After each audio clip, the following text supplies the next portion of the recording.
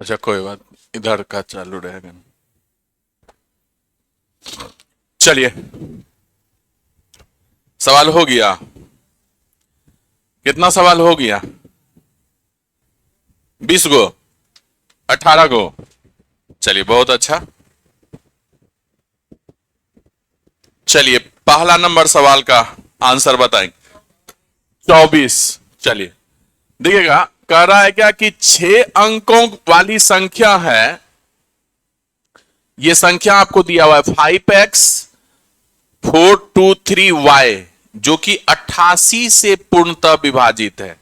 कल भी बताए थे कि 88 से जो संख्या विभाजित होती है वह संख्या 11 से भी विभाजित होगी और 8 से भी विभाजित होगी। 8 से विभाजित होने का क्या नियम है कि अंतिम का 3 अंक 8 से पूरी तरह विभाजित होना चाहिए। तो अंतिम का 3 अंक इसमें क्या है? 23y। तो आप इसमें 8 से भाग दीजिएगा तो 8 दूना 16, यहां पर 7 बच जाएगा, है ना। अब y के जगह क्या रखें कि यह पूरा तरह से 8 से विभाजित हो जाए कम से कम?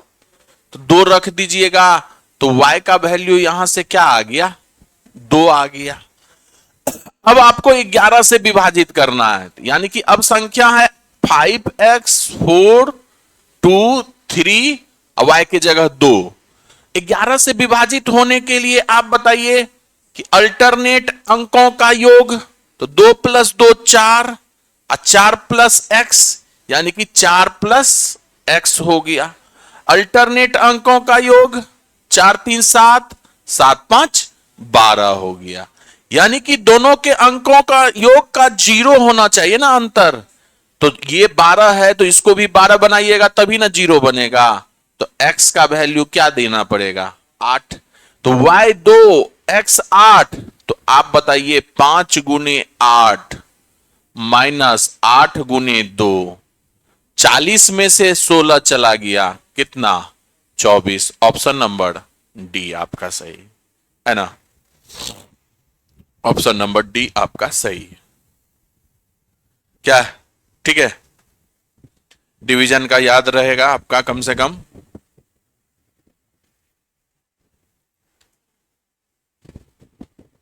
चलिए नेक्स्ट करेंगे। अब ध्यान से देखिएगा, ये आपका दिया हुआ है 3.35 का स्क्वायर माइनस 1.25 का स्क्वायर बटे में 3.35 प्लस 1.25। ये ए स्क्वायर प्लस बी स्क्वायर, ए स्क्वायर माइनस बी स्क्वायर है कि नहीं? यानी कि ए प्लस बी इंटू ए माइनस बी ऊपर आ जाएगा। यानी कहने का मतलब 3.35 अब प्लस 1.25 इंटू 3.35 माइनस 1.25, और नीचे में आपको दिया हुआ है कितना? 3.35 अब प्लस 1.25 दिया हुआ है। तो ये तो आपका कट गया ना, कट गया तो ये अब सीधे घटा के लिख दीजिए, तो 2.1। ऑप्शन नंबर डी आपका सही। ये तो सबको ही किए होइएगा।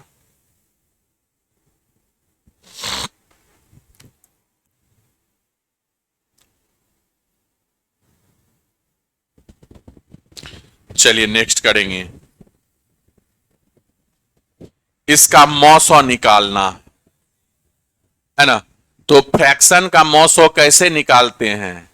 यानी कि अंश का मौसौ HCF, अंश का HCF और हर का एलसीएम ले लेते हैं, हर का एलसीएम ले लेते हैं। ठीक है, तो अंश का HCF क्या होगा? यानी कि 12 14 16 का HCF, 2 से सब कोई कट रहा है तो 2 हो गया। तो 2 बटे में एक ही ऑप्शन में, आगे एलसीएम पे जाइए ही मत।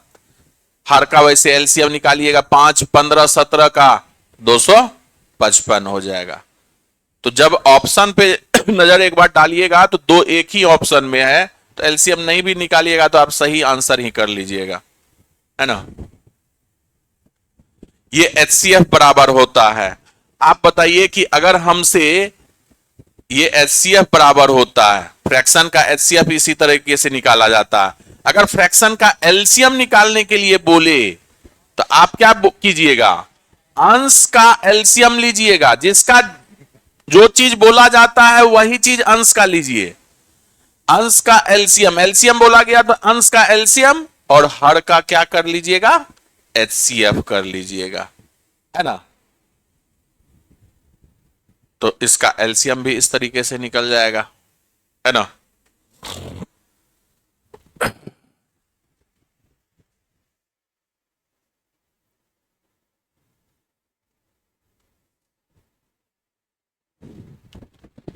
चलिए नेक्स्ट करेंगे। कितना आएगा, ए नंबर। चलिए ध्यान से देखते हैं। देखिएगा, नमक की कीमत में 15% का कमी एक व्यक्ति को 272 रुपया में 2 किलोग्राम अधिक नमक खरीदने में सक्षम बना देता है। ठीक है, देखिएगा, जब भी आपका कीमत और आपका उपभोग का बात किया जाए, खपत का बात किया जाए, तो कीमत का हमेशा उल्टा होता है खपत, कीमत का उल्टा होता है खपत। तो आपसे पूछा है, ये नमक का जो घटा हुआ कीमत है ना, वह प्रति किलोग्राम कितना है, यह पूछा है। ध्यान से सुनिएगा, नमक का कुछ कीमत रहता है, और कितना भी कीमत रहे वो 272 रुपया ही उसका खर्च करना फिक्स है। सवाल का सेंस समझिएगा, वो फिक्स है कि 272 रुपया खर्च करेगा। जैसे ही नमक का कीमत घट गया, अभी भी हम 272 रुपया ही खर्च करेंगे, लेकिन पहले जितना खरीदते थे 272 रुपया में, नमक के कीमत में कमी होने के कारण अब 2 केजी अधिक खरीदेंगे, है ना। तो आप बताइए, मान लीजिए पहले का जो एक्सपेंडिचर था, मान लीजिए कि अगर 100 था, 100 रुपया उसका खर्च करना फिक्स था, तो 15 का कमी हो गया तो वह कितना हो गया, 85। यानी कि कीमत का उल्टा खपत, यानी कि हमको तो पहले जितना ही खर्च करना है, तो इसका उल्टा खपत हो जाएगा। तो कितना कमी करना पड़ेगा, खपत में कितना का वृद्धि करना पड़ेगा, 15 का वृद्धि करना पड़ेगा कि नहीं है? तो खपत में 15 का वृद्धि कितना में, 85 में।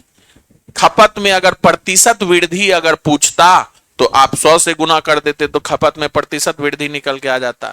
लेकिन आपसे बोला है कि खपत में 2 किलोग्राम का वृद्धि होता है, तो यहां पर एक्चुअल में 15/85 वृद्धि हो रहा है। इसको अगर काट दीजिएगा, 5 तिहाई 15, 17, तो 3/17 हो गया।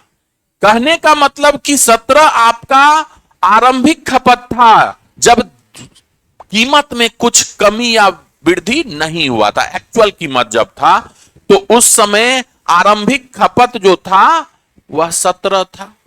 आरंभिक खपत जो था वह 17 था, और खपत में जैसे ही कमी, ये कीमत में जैसे ही कमी हुआ तो खपत में वृद्धि हो गया। तो कितना से वृद्धि हो गया, 3 से वृद्धि हो गया। जबकि सवाल में दिया हुआ है कितना से वृद्धि, 2 किलोग्राम से वृद्धि। तो 3 यूनिट कितने के बराबर, 2 के बराबर। ये इसका कितना गुना, 2/3 गुना। आप बताइए कि आरंभिक खपत कितना हो जाएगा, इसका 2/3 गुना हो जाएगा कि नहीं। यानी कि 34/3 शुरुआत में खपत होगा। अब जो खपत है 2 केजी और अधिक ले रहे हैं, तो वर्तमान खपत क्या हो जाएगा, तो वर्तमान खपत जो हो जाएगा इसमें 2 केजी जोड़ दीजिए, तो यानी कि 40/3 केजी वर्तमान में खपत हो गया। और खर्च हम अभी भी 272 रुपया ही कर रहे हैं। पहले आप कितना केजी खरीदते थे, 34/3 केजी खरीदते थे, अब 2 केजी ज्यादा खरीद रहे हैं, यानी कि 40/3 केजी खरीद रहे हैं। अब खर्च अभी भी कितना कर रहे हैं, 272, यानी कि 1 केजी का दाम कितना हो जाएगा, जितना खर्च कर रहे हैं उसमें 1 केजी का दाम, जितना केजी खर्च कर रहे हैं वह आप भाग दे दीजिए, 3 ऊपर चला जाएगा। तो आप बताइए, ये 4 छा के 24, 3 4 से कट जाएगा, 4 छा के 24, 3 4 8 32, ये कितना हो गया, 8 तिहाई 24, 6 के 18, 2 20, नीचे 10 है, एक अंक के बाद दशमलव, 20 रुपया 40 पैसा। तो ये आपका परसेंटेज का अच्छा सवाल माना जाता है। इस तरह का खूब आएगा सवाल आपको।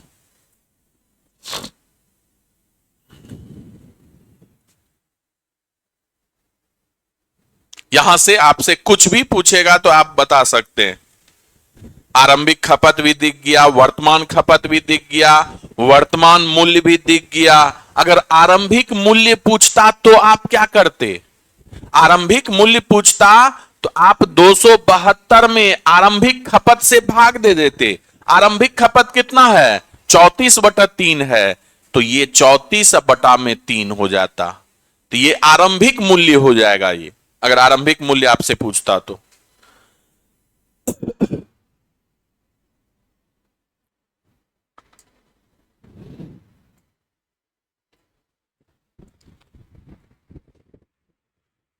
क्लियर है? चलिए नेक्स्ट किया जाए।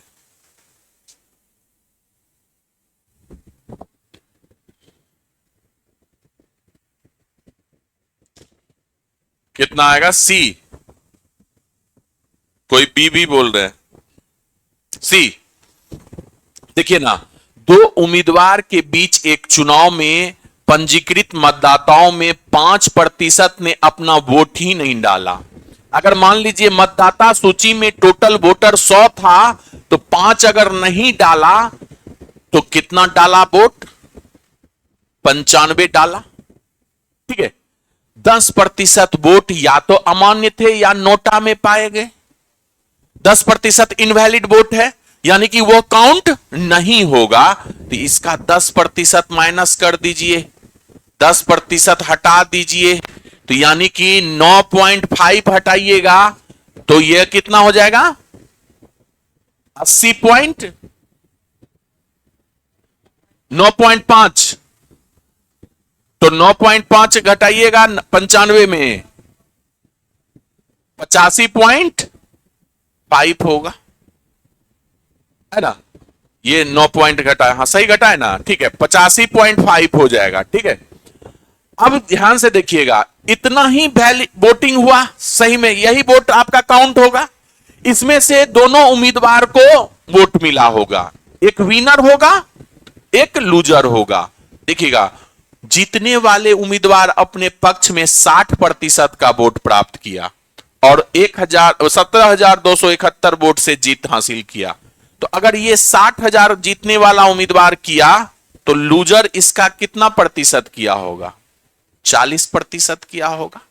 दोनों के बीच में कितने प्रतिशत का डिफरेंस है? 20% का डिफरेंस है। किसका 20%? 85.5 का 20%। 85.5 का 20%, 20 बटा में 100। ये हटा दीजिएगा तो 1000 भी हो जाएगा। ये 0 से 0 काट दीजिए और ये कितना हो जाएगा? अगर आप इसको 2 से काट दीजिएगा, क्या सीधे रहेगा? हाँ, 2 अंक के बाद दशमलव दे दीजिएगा, तो ये 5 दूना 10। ठीक है, 5 दूना 10, 1 11 और 8 दूना 16, 1 17। यही ना हुआ जी? 5 दूना 10 बाकी 1, 5 दूना 10, 1 11 और 8 दूना 16, 1 17। ठीक है, और यह बटे में 2 जीरो है तो 17.10 हो गया। यानी कि 17.10 यूनिट जो है आपका कितने के बराबर? 17.10 जो है वह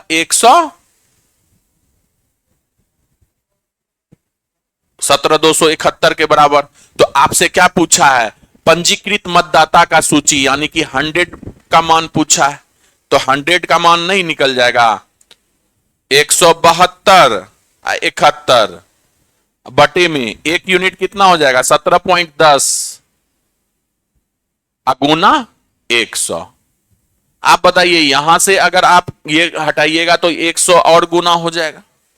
ये 1 जीरो काट दीजिए, 171 से कट जाएगा, 171 एकम 71 और जीरो 101 बार में कट जाएगा, तो 101 पर कितना जीरो आ गया? तो ये अच्छा सवाल था, थोड़ा सा कैलकुलेशन था, लेकिन ऑप्शन सी आपका सही है। अच्छा सवाल था ये। थोड़ा सा तो टाइम लगेगा, कॉन्सेप्ट क्लियर होगा। आप क्या कीजिएगा एग्जाम में, देखिए अच्छा सवाल भी पूछा जाता है और अच्छा सवाल तुरंत भी बनता है, और कई बार अच्छा सवाल आपका कैलकुलेटिव भी होता है, तो उसके लिए आप कुछ नहीं कर सकते। आपको प्रैक्टिस तो हर जैसे का करना पड़ेगा, है ना। और अच्छा सवाल ही आपको मेरिट लिस्ट में नाम दिलाएगा।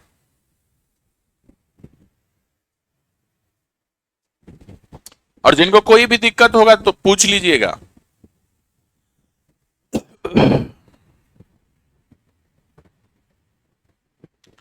चलिए नेक्स्ट करेंगे।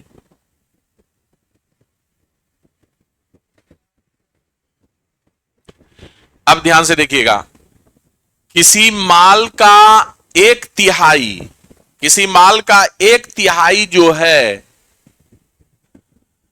एक तिहाई भाग 15% लाभ पर, पहले तो एक तिहाई लीजिए, एक तिहाई लिए और उसको 15% लाभ पर, उसके बाद 25% भाग, 25% का मतलब 1/4 भाग हो गया, 1/4 भाग हो गया, उसको 20% के लाभ पर बेचते हैं, और जो शेष बच गया उसको 20% के हानि पर बेचते हैं। पूरे लेन देन में उसको 138 रुपया 50 पैसे का लाभ होता है। तो माल का मूल्य बताइए। तो यहां क्या कीजिए ना, जब भी इस तरह का फ्रैक्शन आ जाए ना, तो आप हर का एलसीएम ले लीजिए, है ना। तो 3 4 का एलसीएम कितना हो जाएगा 12, लेकिन इसमें 100 से गुना कर दीजिए। तो मान लीजिए आपके पास 1200 माल है, 1200 वस्तु है, और उसका टोटल कीमत 1200 रुपया है। वस्तु की संख्या और वस्तु का मूल्य बराबर मान लीजिए। इससे क्या होगा कि आपको कैलकुलेशन करने में आसानी होगी, है ना। तो आप बताइए 1200 का एक 1200 वस्तु है और 1200 रुपया भी है, इसका 1/3 भाग कितना रुपया का माल हो गया, 400 रुपया का माल हो गया। इसका 1/4 भाग कितना का माल हो गया, 300 का माल हो गया। और जो शेष बचा वह आपका कितना का हो गया, 4 3 7 500 का हो गया। ये 500 माल है, ये 300 माल है, ये 400। तो 400 का माल, 400 माल है 400 रुपया का, 300 माल है 300 रुपया का, 500 माल है 500 रुपये का। आप बताइए अब बेचिए इसको 15% के लाभ पर बेचे, इसका लाभ डायरेक्ट निकालिए, 15% प्रॉफिट। तो इसका 15% कितना हो जाएगा, 60 रुपये का लाभ यहां से मिलेगा। अब बताइए ये लाभ पर बेच रहे हैं, आप बताइए कि उसको 1/4 भाग को 20% के लाभ पर बेचे, इसका 20% लाभ बताइएगा कितना होगा, 60। 60 का और लाभ हो गया। और इसको हानि पर बेचे हैं 20% का हानि, तो 20% का हानि, तो यानी कि 100 रुपया का हानि हो गया, माइनस का 100।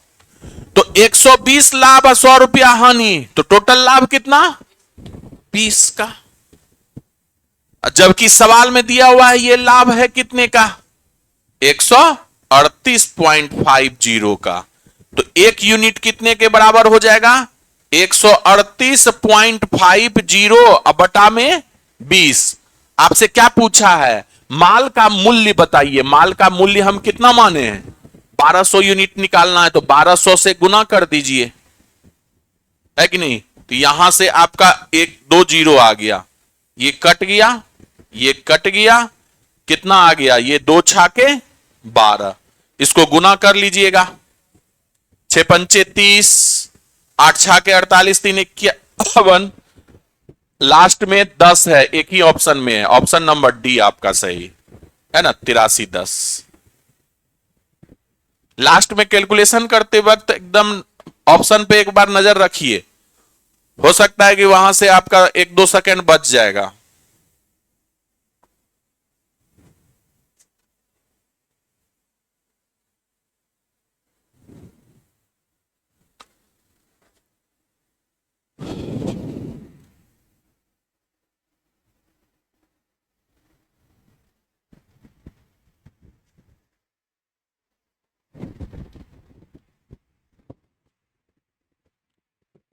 चलिए नेक्स्ट किया जाए, हो गया।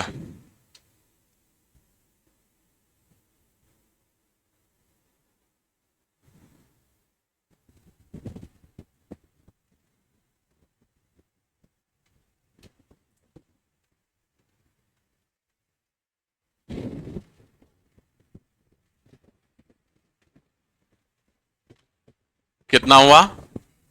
36। एक दुकानदार एक वस्तु पर विक्रय मूल्य से x अधिक मूल्य अंकित करता है, ठीक है। अंकित मूल्य पर 30% का छूट और उसे 4.8% का हानि हुआ तो x का मान ज्ञात कीजिए। तो जब भी छूट और लाभ या हानि दिखे तो एमपी और सीपी का रेशियो बताए थे, ब्रह्मास्त्र आपको बताए थे। तो यहां से आप सीपी निकालिए, यहां से एमपी निकालिए। आप बताइए सीपी में क्या होता था? डिस्काउंट घट जाता था। तो 100 में से 30 घटा दीजिए तो कितना होगा? 70 होगा। एमपी में लाभ जुटता था या हानि घटता था? तो आप बताइए कि 100 में से 4.8 घटाइएगा तो कितना होगा? 95.2 हो जाएगा। आप बताइए ना कि सीपी से एमपी कितना अधिक है? 25.2 अधिक है। प्रतिशत वैल्यू ही तो पूछा है ना। प्रतिशत वैल्यू क्या हो जाएगा? 25.2 अधिक है कितना में? 70 में गुना 100, है ना। एक जीरो और आ जाएगा, जीरो कटा दीजिए, 7 से कट जाएगा। 7 या 21, 7 छा के 42, 36 आपका 36%।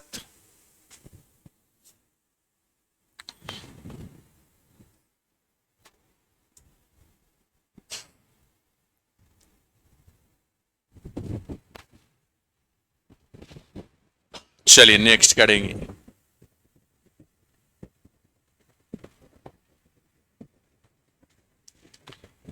अब देखिएगा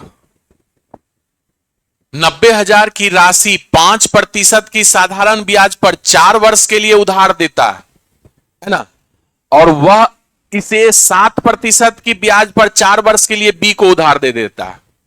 एक किसी को से उधार लिया 90,000 रुपया, किस रेट से? 5% की रेट से। कितना दिन के लिए? 4 वर्ष के लिए। ये उधार लिया दूसरे से, अब बी को वो 7% के दर पर लगा दिया। तो इसको 1 वर्ष में कितने प्रतिशत का लाभ हो रहा है? 2% का लाभ हुआ कि नहीं? इस तरह से 4 वर्ष तक चलाया हुआ है ना। तो उसका होने वाला लाभ रुपया में ज्ञात करना है। तो टोटल लाभ कितना हो गया? 8% का लाभ। 1 वर्ष में 2% का लाभ, तो 4 वर्ष में कितना? 8% का लाभ। लाभ जो होगा हमेशा मूलधन पर होगा।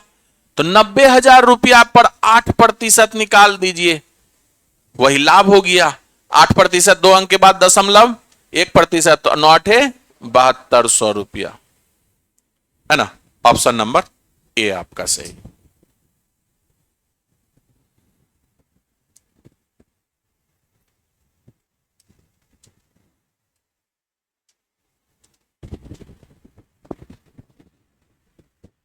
चलिए नेक्स्ट करेंगे।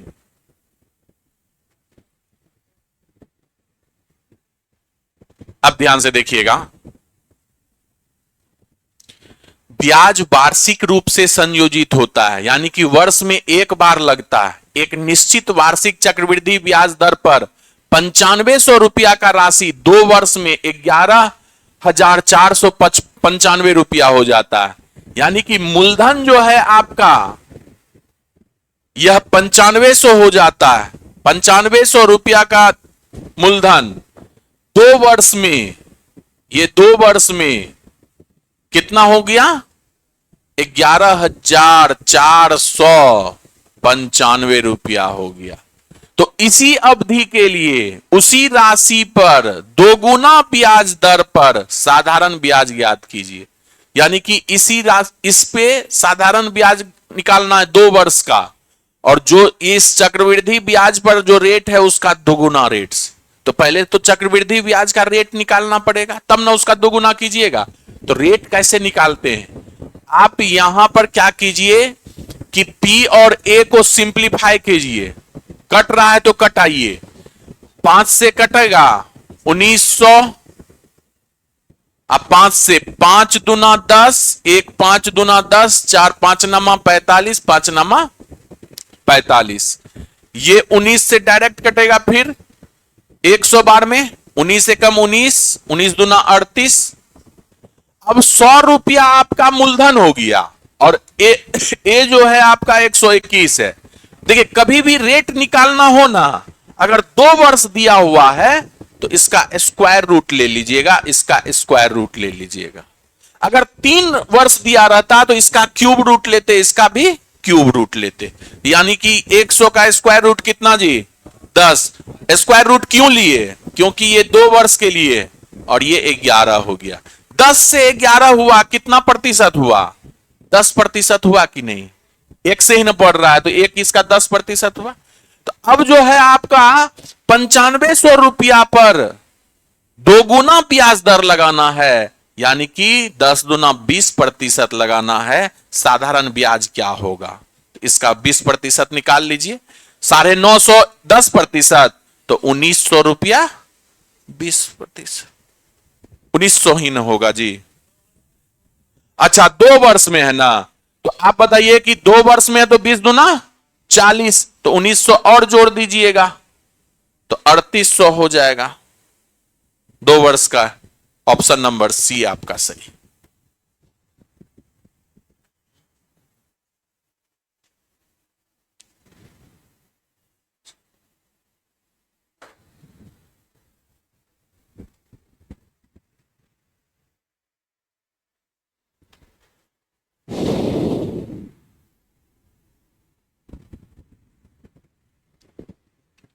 चलिए नेक्स्ट करेंगे।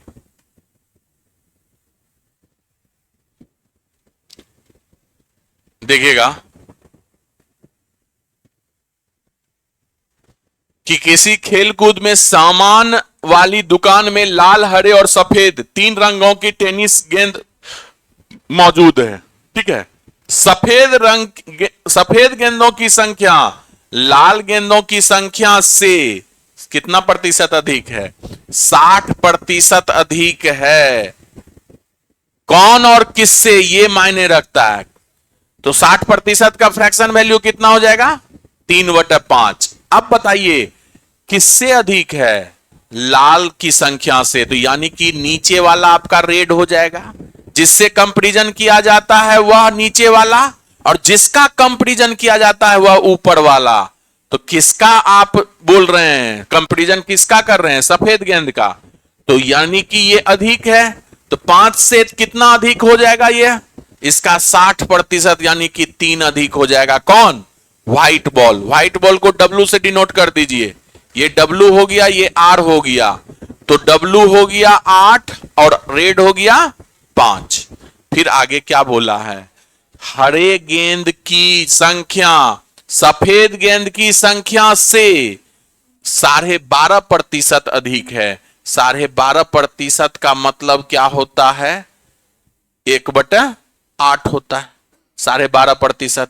किससे बोला है? सफेद गेंद से, यानी कि इस बार व्हाइट गेंद ये रहेगा, और इससे 12.5% अधिक है, यानी कि 9 अधिक है। सॉरी, कम है क्या? तो कम कर दीजिएगा, ये कम हो जाएगा, है ना, ये कम हो जाएगा। तो 1/8 है, तो 8 आपका क्या हो गया? व्हाइट बॉल हो गया। इससे एक कम हो जाएगा, तो 7 हो जाएगा। कौन कम होगा? हरा। तो ग्रीन और व्हाइट, ग्रीन आपका 7 हो जाएगा और व्हाइट 8 हो जाएगा। 8 दोनों जगह मौजूद है, यानी कि व्हाइट दोनों जगह मौजूद है, दोनों जगह सेम भी है। तो तीनों का रेशियो लिख ना लीजिए, डब्ल्यू, आर और जी का। तो 8 है, 5 है, 7 है। तीनों गेंद टोटल मिलाकर कितना है? यदि कुल संख्या 120 है, अनुपात में टोटल कितना है? 8 5 13 7 20। 20 यूनिट कितने के बराबर? 120 के बराबर। कितना गुना हो गया? 6 गुना। तो आपसे क्या पूछा है? हरी गेंद की संख्या, यानी कि 7 यूनिट का वैल्यू पूछा है। तो कितना हो गया? 42। ऑप्शन नंबर डी आपका सही। रेशियो का अच्छा सवाल था।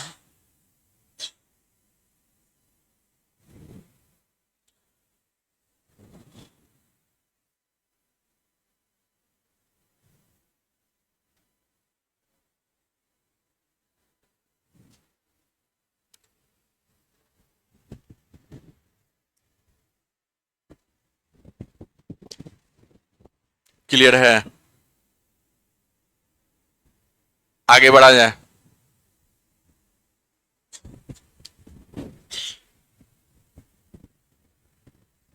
देखिएगा, पानी और दूध के मिश्रण में एक कैन में 60% दूध है, ठीक है, और इस मिश्रण के एक भाग को 50% दूध वाले दूसरे मिश्रण से बदल दिया गया, तो दूध का प्रतिशत मात्रा 52% पाया गया।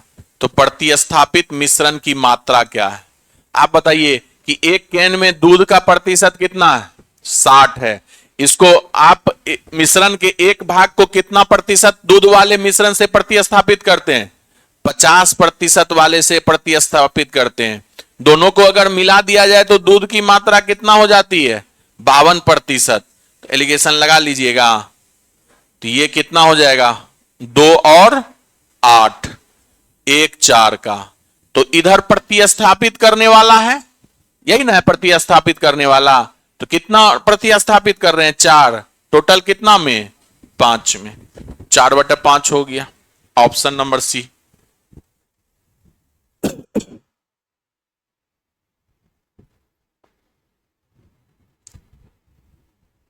समान चीज है, तीनों जगह दूध का ही बात किया, एलिगेशन लगा दीजिए।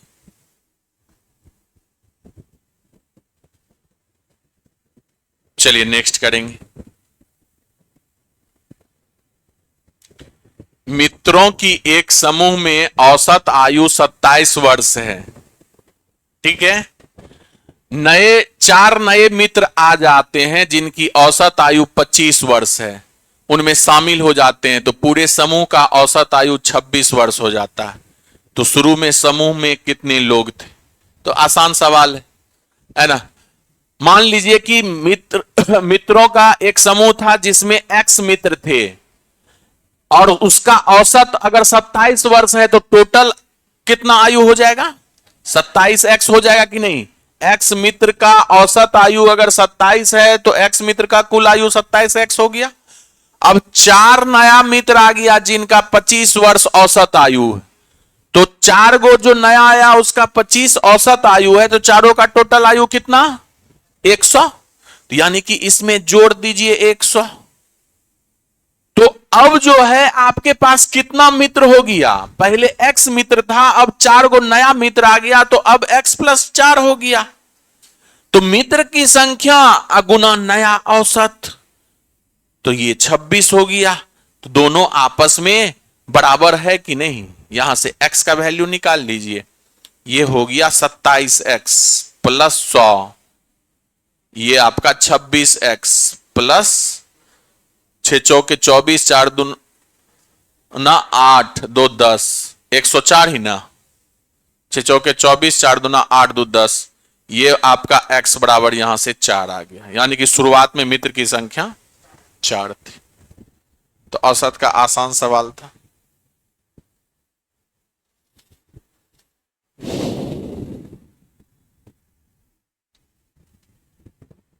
चलिए नेक्स्ट करेंगे।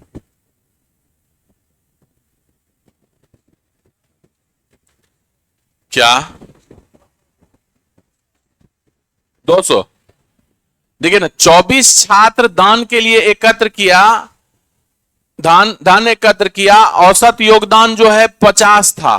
तो आप बताइए 24 व्यक्ति का 24 छात्र का टोटल योगदान कितना हो जाएगा?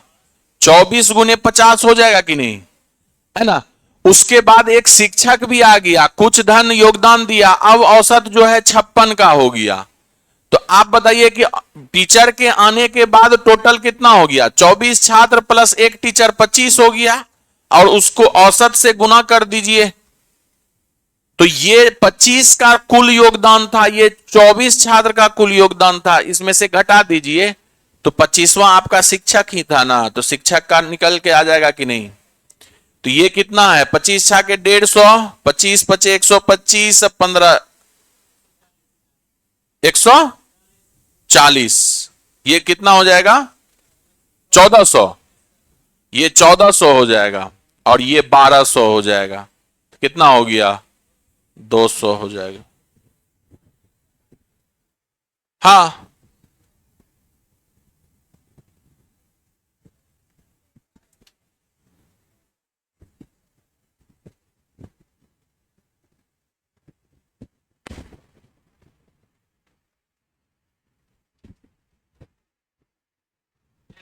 अब ध्यान से देखिए, अगर इसको और एक थोड़ा सा बेहतरीन तरीका से कर सकते थे। शुरुआत में औसत कितना था? 50 था। बाद में औसत बढ़ रहा है कि घट रहा है? बढ़ रहा है। 50 से 56 हो गया, यानी कि 6 से बढ़ गया। यानी कि शिक्षक का जो योगदान था 50 से अधिक ही था, इसलिए औसत बढ़ा है। तो 50 से अधिक था तो 50 प्लस हो गया। आप बताइए कितना से बढ़ा? 6 से बढ़ा। टोटल अब कितना? 24 छात्र एक शिक्षक, तो 25 गो हो गया। तो 25 छाके 150 प्लस 50 कितना हो गया? तो ये तो और आसान हो गया कि नहीं? ऑप्शन नंबर सी।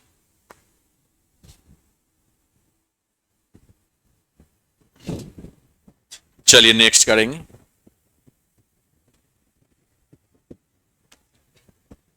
अब देखिएगा 60 कितना आया? 62। 60 विद्यार्थी की कक्षा में 40% लड़कियां हैं। इसका 40% लड़की है, तो गर्ल्स कितना हो गया?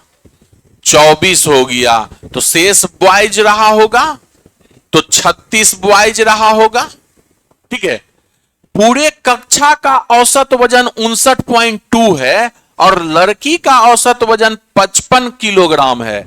लड़की का 55 किलोग्राम है और पूरे कक्षा का 59.2 है कि नहीं? तो आप यहां से अगर एलिगेशन लगाइएगा,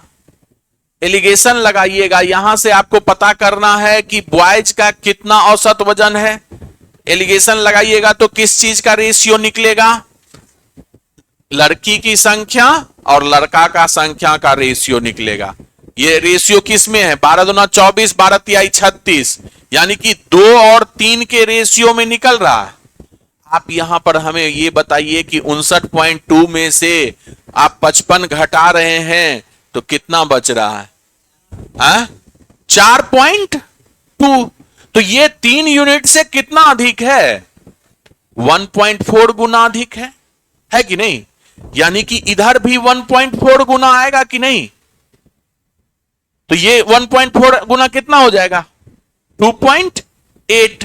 आप बताइए, यहां पर इससे छोटा है तो यहां पर इससे बड़ा होगा, तो इसमें आप क्या घटाएं कि 2.8 आ जाए?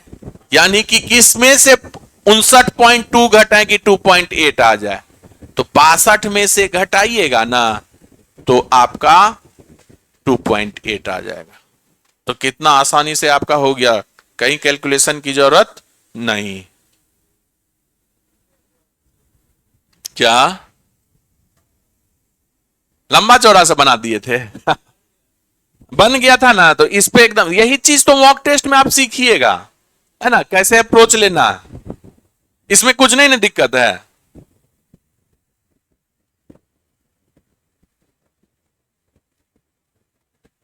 अब ध्यान से देखिएगा, ए और बी किसी कार्य को क्रमशः 15 दिन और 10 दिन में पूरा कर सकते हैं। ठीक है। वे एक साथ कार्य करना शुरू करते हैं, लेकिन 4 दिन के बाद बी कार्य छोड़ दिया। फिर एक नया कामगार सी के साथ कार्य करते हुए शेष कार्य को 3 दिन में पूरा करता है। यदि सी अकेले उस कार्य को करता तो वह उसी कार्य के 40% भाग को कितने दिन में पूरा कर सकता है? कोई दिक्कत नहीं। ए कितने दिन में अपने आप अकेला काम कर सकता है? 15 दिन में। बी अकेला उसी काम को कितने दिन में कर सकता है? 10 दिन में कर सकता है। अगर टोटल वर्क का बात किया जाए तो कितना टोटल वर्क हो गया? 30 हो गया। ए के कार्य करने की क्षमता यहां से कितना? 2। बी के कार्य करने की क्षमता कितना? 3। अब आइए सवाल पे कि 4 दिन के बाद जो है बी कार्य छोड़ देता है, यानी कि 4 दिन तक जो है बी एक साथ काम किया ए के साथ। तो ए के साथ बी काम किया कितने दिन तक? 4 दिन तक काम किया ना। उसके बाद बी छोड़ दिया और ए के साथ कौन आ गया? सी आ गया। ए नहीं छोड़ा, ए अभी भी मौजूद है और शेष कार्य को 3 दिन में पूरा कर सकता है। तो यानी कि यह कार्य 3 दिन में पूरा हो गया कि नहीं? आप बताइए कि यहां पर ए और बी मिलकर 4 दिन जो काम किया, कितना काम किया होगा? एक दिन में 5 काम करता है दोनों मिलकर, तो 4 दिन में कितना करेगा? 20 काम। तो आप बताइए कि यहां पर आपका ए और सी 3 दिन में 3 दिन काम किया, कितना काम किया? शेष काम कितना है? शेष काम कितना है? 10 है ना? तो यानी कि ए और सी को का अगर हम कैपेसिटी देखें, ए और सी का कैपेसिटी देखें, कार्य करने का क्षमता, तो किया गया काम बटे में 3, यानी कि 10/3 का कैपेसिटी है, जिसमें ए का कैपेसिटी 2 है, तो सी का कैपेसिटी कितना हो जाएगा? तो 10/3 में से घटा दीजिएगा ए का कैपेसिटी, तो यह कितना हो जाएगा? 4/3 का कैपेसिटी सी का आ गया। तो सी से पूरा काम नहीं करवाना है, इसका 40% काम करवाना है। तो इसका 40% काम कितना होगा? 12 काम करवाना है। किस कैपेसिटी के साथ? 4/3 कैपेसिटी के साथ। तो इसको लगा हुआ समय कितना होगा? 12 बटे में 4/3, 4 × 3, कितना दिन लगेगा? 9 दिन। तो सवाल आसान ही था, नहीं था आसान?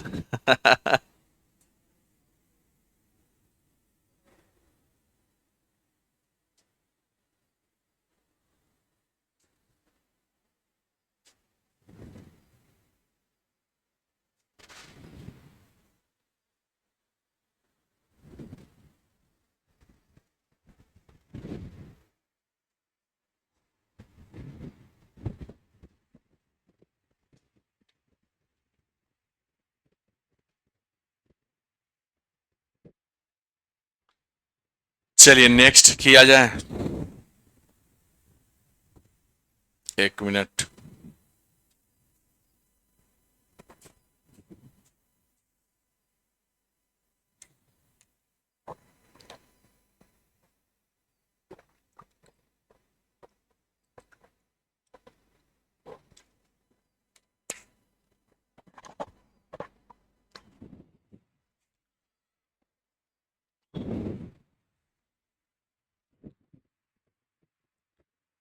चलिए नेक्स्ट करेंगे।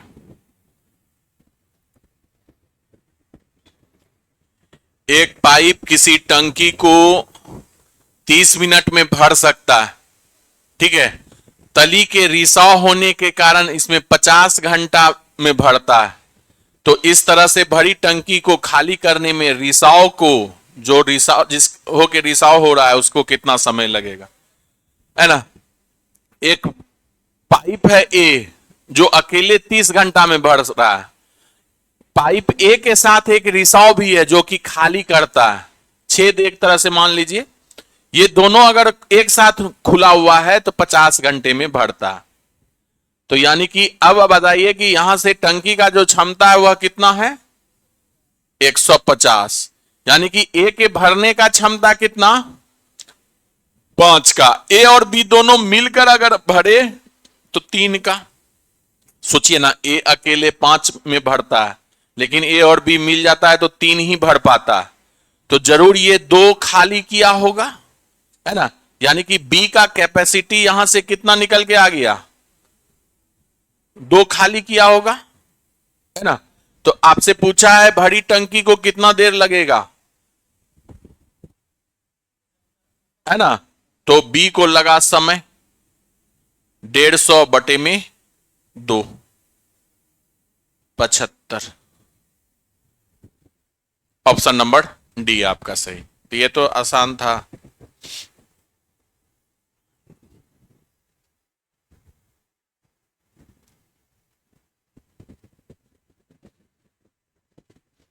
चलिए नेक्स्ट करेंगे।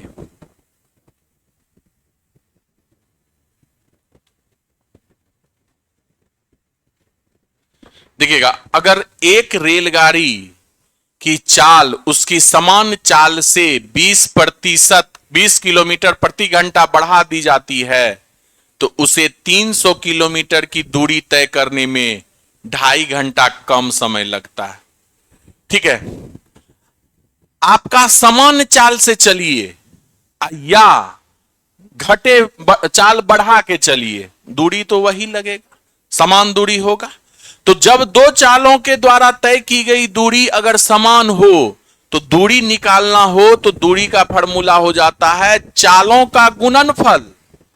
चाल का गुणनफल मान लीजिए कि शुरू में s चाल से चल रहा था, बाद में 20 से बढ़ गया तो s प्लस 20 हो गया, बटे में चालों का अंतर, तो पहले से 20 किलोमीटर बढ़ जाता है तो पहले और अब में कितना का अंतर, 20 का अंतर, तो चालों का अंतर 20 हो गया, गुना समय का अंतर। समय का अंतर यानी कि कितना घंटा कम लगता है, 2.5 घंटा कम लगता है। तो यानी कि ये डिस्टेंस आपको कितना दिया हुआ है, ये 300 दिया हुआ है ना, 300 बराबर s इंटू s प्लस 20 बटे में 20 और ये 2.5 है यानी कि 5/2 है। तो ये कितना हो गया, 5 चौके 20, 4 दूना 8, इधर हो गया 2400, यानी कि s इंटू s प्लस 20 बराबर 2400। अब यहां से क्वाड्रेटिक इक्वेशन मत बनाइए, थोड़ा सा दिमाग का काम यूज कीजिए कि s का क्या वैल्यू पुट करे कि ये 2400 हो जाए। तो 40 पुट कीजिए, तो 40 20 60 गुना 40, तो s पुट कर दीजिएगा 40, यहां से s कितना आ गया, 40 आ गया, यानी कि स्पीड जो है आपका 40 आ गया। अब 192 किलोमीटर की दूरी तय करने में कितना समय लगेगा, समय आपसे पूछा है, समय बराबर दूरी बटे चाल, दूरी कितना तय करना है 192 का, किस चाल से, तो 40 के चाल से, है ना। तो ये आपका 4 से कटेगा क्या, 4 दाहिन, 4 चौके 16, 4 अठे 32, यानी कि 4.8 आवर्स, ऑप्शन नंबर बी।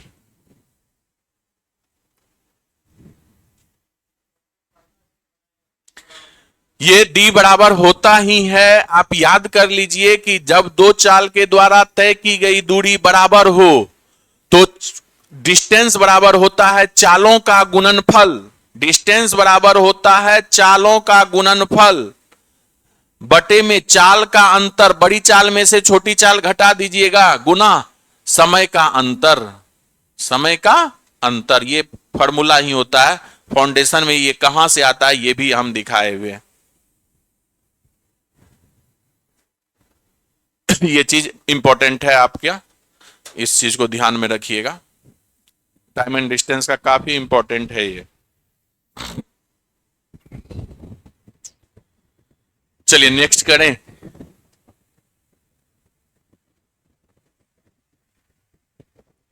अब ध्यान से देखिएगा, स्थिर जल में किसी मोटर बोट की चाल 20 किलोमीटर प्रति घंटा है।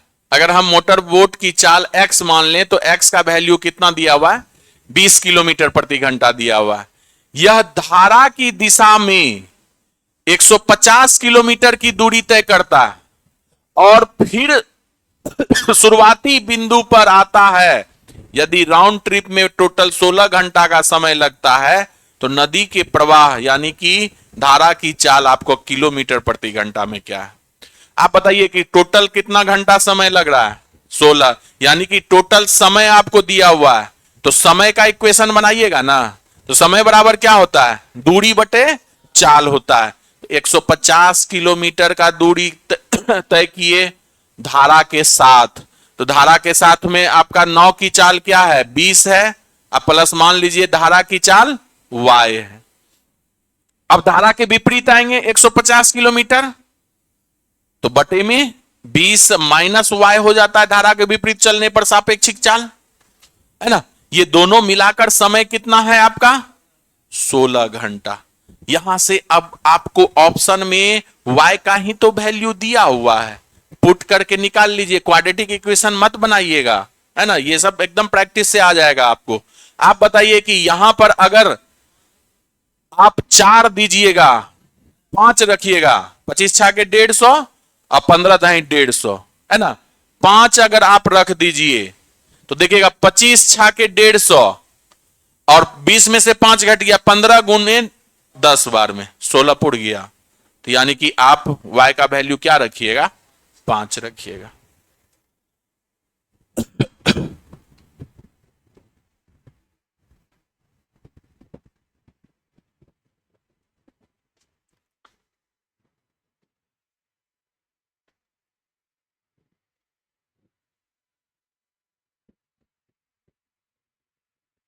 चलिए नेक्स्ट करेंगे।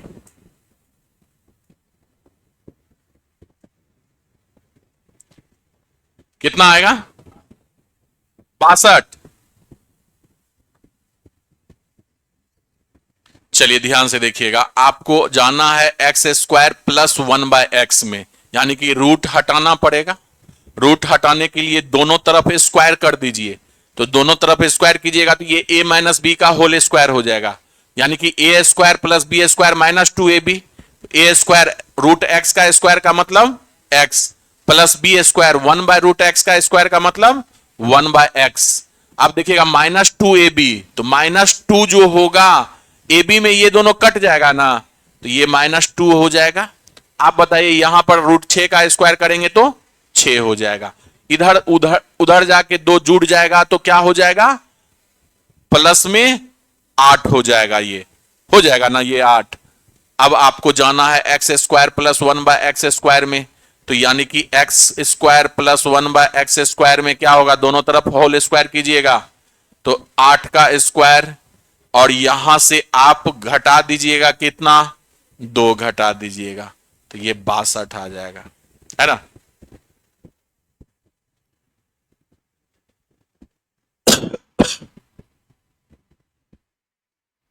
तो ये तो आसान था।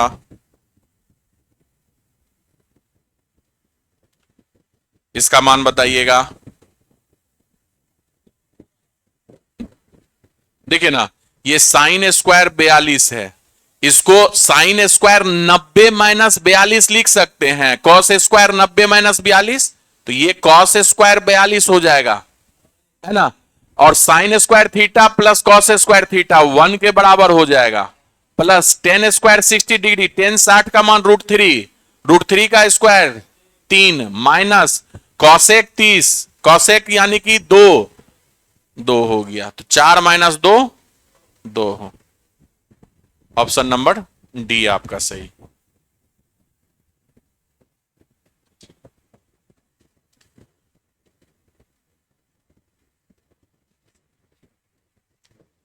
कितना आएगा, चलिए देख लेते हैं। एक 20 मीटर लंबी सीढ़ी जो है एक दीवार के सहारे इस प्रकार से टिकी हुई है, यानी कि दीवार से टिका हुआ है, यह दीवार है और इस पर एक सीढ़ी इस तरह से न टिका रहेगा, इस प्रकार से टिका हुआ है कि सीढ़ी और दीवार के बीच, यानी कि यह एंगल आपका कितना बन जाता है, 30 डिग्री बन जाता है। तो सीढ़ी के पाद यानी कि सीढ़ी के ये बॉटम से दीवार की दूरी, यानी कि ये दूरी आपको निकालना है, ये वाला दूरी निकालना। तो ये आपका क्या है, परपेंडिकुलर, यानी कि 90 डिग्री। आप ध्यान से याद रखिएगा, जब ये 30 डिग्री है तो 30 डिग्री यानी कि ये लंब हो जाएगा, सामने जिस एंगल का बात करते हैं वो लंब हो जाता है, तो यानी कि ये आपका 1 हो जाएगा और ये आपका 2 हो जाएगा और ये √3 हो जाएगा। ये रेशियो 10 ये 30 का आप याद रखिएगा, जब एक समकोण त्रिभुज में 30 डिग्री दिया रहे तो आपका यही रेशियो होगा, ठीक है। आप बताइए कि यह एक्चुअल में 20 मीटर है, तो 2 यूनिट कितने के बराबर, 20 के बराबर है, ये इसका कितना गुना, 10 गुना है। तो आपसे क्या पूछा है, सीढ़ी के पाद से दीवार की दूरी क्या है, यानी कि 1 यूनिट का वैल्यू पूछा है, तो इसका कितना गुना हो जाएगा, 10 गुना। ये आपका आंसर है, ऑप्शन नंबर 10। क्लियर है, कितना आसानी से बन गया रेशियो से, है ना।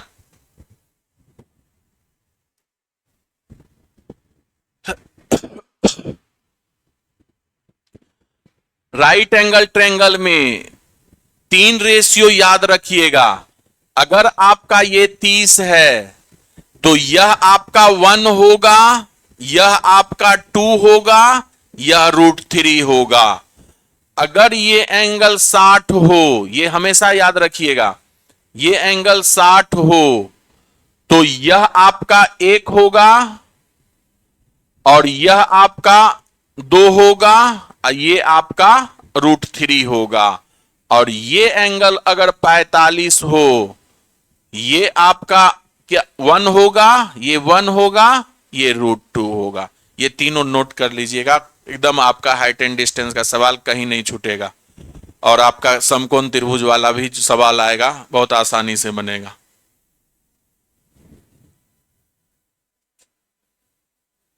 ध्यान रहे कि एंगल जिसका बात कर रहा है उसका हम बात किए।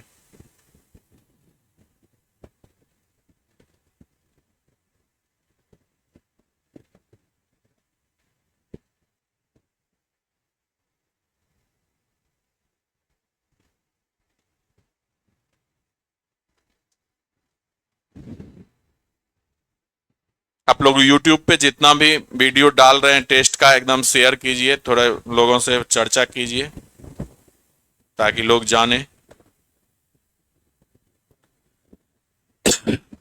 चलिए नेक्स्ट करेंगे हम लोग। अब ध्यान से देखिएगा, 13 सेंटीमीटर त्रिज्या वाला एक वृत्त में एक जीवा, जिसको कोड बोलते, केंद्र से 5 सेंटीमीटर की दूरी है तो जीवा की लंबाई। ये आपका एक वृत्त है, वृत्त का यहां से केंद्र है, ठीक है। क्या बोला कि 13 सेंटीमीटर त्रिज्या वाला, यानी कि इसका रेडियस कितना है, 13 सेंटीमीटर है। एक वृत्त में एक जीवा केंद्र से 5 सेंटीमीटर है, यानी कि ये एक जीवा है और यहां से ये 5 सेंटीमीटर है कि नहीं। और केंद्र से परिधि तक का दूरी जो है वह आपका त्रिज्या 13 दिया हुआ है। आप बताइए 5, 12, 13 का आपका ये होता है कि नहीं?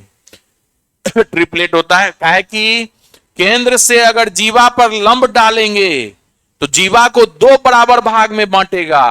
तो अगर यहां से यहां तक आपका 12 है तो ये वाला भी 12 होगा, ये वाला भी आपका क्या होगा। अगर इसको O मान लीजिए, उसको P मान लीजिए, इसको Q मान लीजिए, इसको R मान लीजिए, तो PR भी क्या हो जाएगा 12।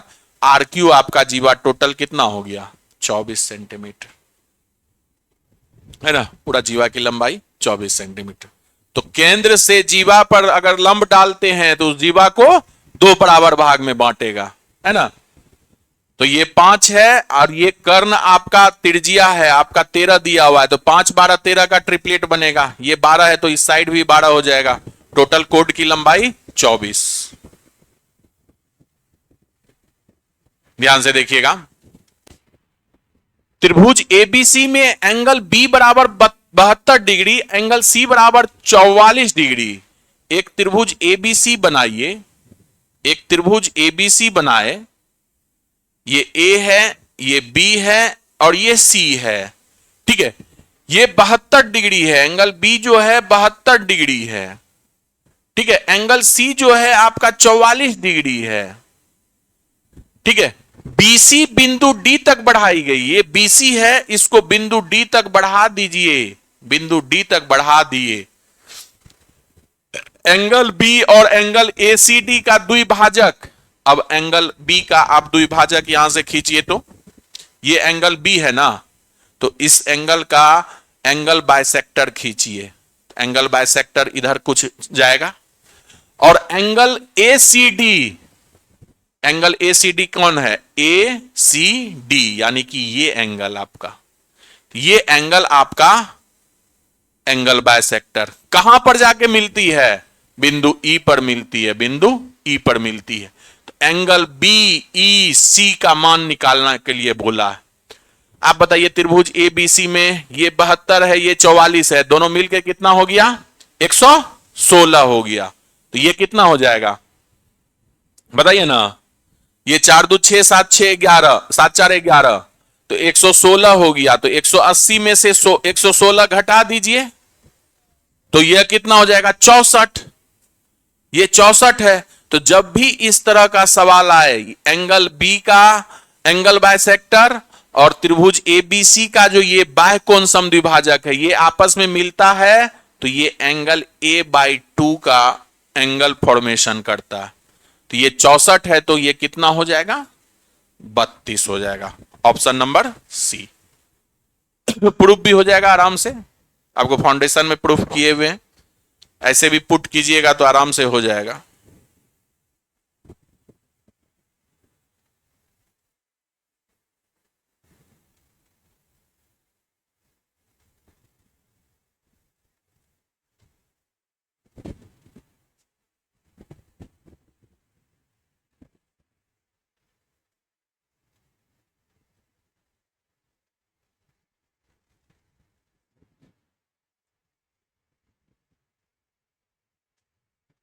चलिए नेक्स्ट करेंगे, उतारिए।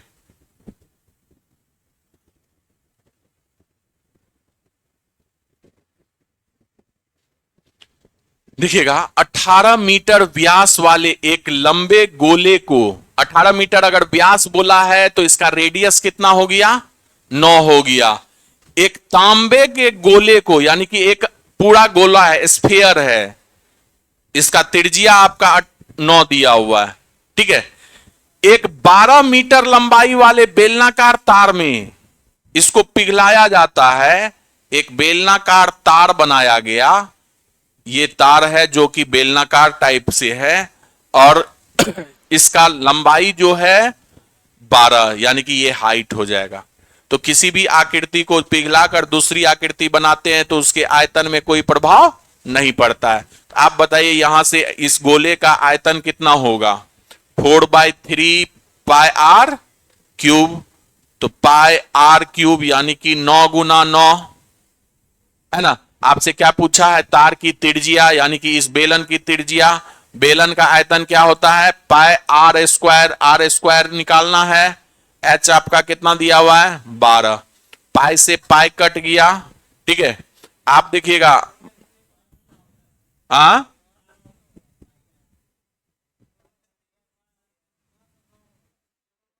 अच्छा, ये एक और 9 होगा, 4/3 पाई आर क्यूब होगा। हाँ बिल्कुल सही। ये बताइए ना, आपका देखिए 3 बार में कटा, तो 4 तिहाई 12 से 12 कट गया। आर स्क्वायर बराबर 81, तो आर बराबर कितना आ गया? 9 आ गया। कौन सा ऑप्शन? ऑप्शन बी आपका सही।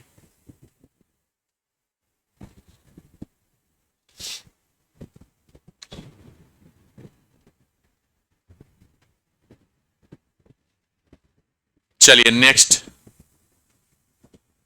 कल से एडवांस मैथ में कौन स्टार्ट हो रहा है? शंकु।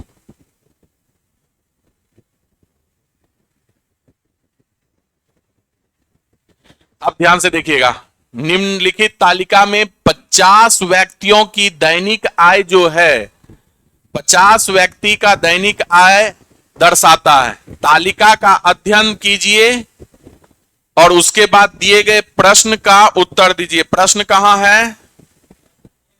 प्रश्न कहां है? नीचे है, दीजिएगा। प्रश्न में क्या बोल रहा है देखिए, क्या बोला है। प्रश्न आप सबको लिख के दे देते हैं कि 200 या उससे अधिक, या उससे अधिक, उससे अधिक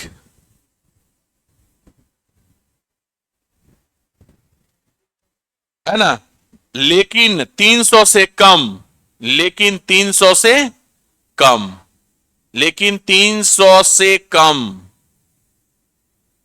कितना आंसर आया है? कितना आया है जी? 8। 200 या 200 से अधिक, देखिएगा ये तो आपका लेस देन ये है, यानी कि आपका 12 है, आपका 200 से कम है। इसके अलावा तो 200 से अधिक होगा ना, लेस देन 250, यानी कि ये तो 200 से अधिक होगा। और देखिएगा लेस देन 300, ये 3400 जो है, या 34 जो है, यानी कि 300 से कम। तो टोटल आपका कितना हुआ? 3400, 34 हो गया। अब देखिएगा 200 से कम को अगर घटा दें, 200 से कम को घटा दें तो आपका क्या बचेगा? 200 से अधिक ही ना बचेगा। तो कम है यहां पर 12, इसको घटाइएगा ना, तो कितना आ जाएगा जी? 22 आएगा। 22 ऑप्शन में है क्या? है ना? तो 200 से कम वाले को ना घटाइएगा। क्या बोला है? 200 या 200 से अधिक, तो कम वाले को माइनस कर दीजिए, है ना? तो कितना आंसर आ जाएगा? 22 आ जाएगा, है ना? तो चलिए आज के लिए हम लोग इतना ही, कल नेक्स्ट सैंपल पेपर में मिलेंगे।